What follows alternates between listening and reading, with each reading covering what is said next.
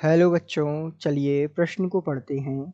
निम्न में से कौन सा एमिनो अम्ल शरीर में संश्लेषित हो सकता है? आपको विकल्प दिए हुए हैं। विकल्प ए है एलानीन, विकल्प बी है लाइसीन, विकल्प सी है वेलिन और विकल्प डी है हिस्टडीन। तो आइए बच्चों, मुख्य अवधारणा की चर्चा करते हुए हम इस प्रश्न को हल करते हैं तथा व्याख्या सहित इस प्रश्न को समझते हुए जो है सही विकल्प का चुनाव करते हैं। तो सबसे पहले हम बात करते हैं मुख्य अवधारणा की। तो मुख्य अवधारणा के रूप में हम सबसे पहले समझते हैं एमिनो अम्ल के बारे में।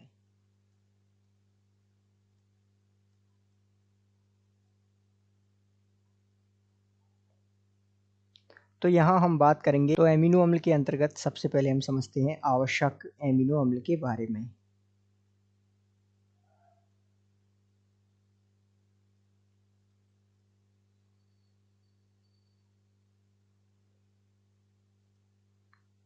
तो आवश्यक एमिनो अम्ल क्या होते हैं कि शरीर में संश्लेषित नहीं हो सकते ये, अर्थात आवश्यक एमिनो अम्ल को शरीर में संश्लेषित नहीं किया जा सकता।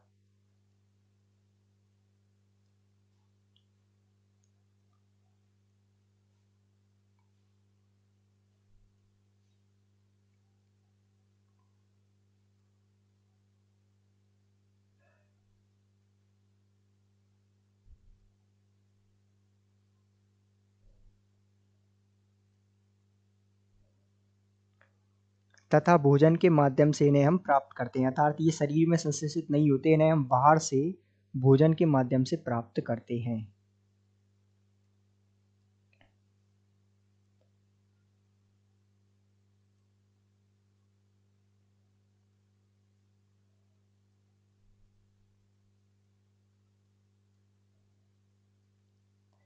तो ये जो है ये क्या है, आवश्यक एमिनो अम्ल होते हैं।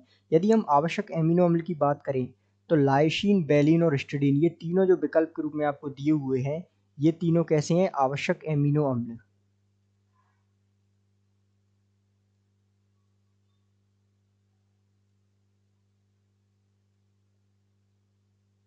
अर्थात ये शरीर में संश्लेषित नहीं होते, इन्हें बाहर से हम जो है बाह्यतम पदार्थ जैसे भोजन के रूप में इन्हें हम बाहर से ग्रहण करते हैं। अब हम बात करते हैं इसके दूसरे हिस्से के रूप में जो होते हैं गैर आवश्यक एमिनो अम्ल, या जो आवश्यक एमिनो अम्ल नहीं होते, अर्थात अनावश्यक एमिनो अम्ल जो होते हैं, तो जिन्हें हम कहते हैं गैर आवश्यक एमिनो अम्ल।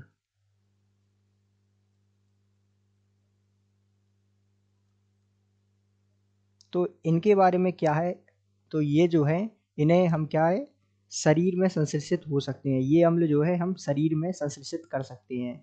तो इनके बारे में हम लिख सकते हैं कि इन अम्लों को हम, अर्थात गैर आवश्यक एमिनो अम्लों को हम शरीर में संश्लेषित कर सकते हैं।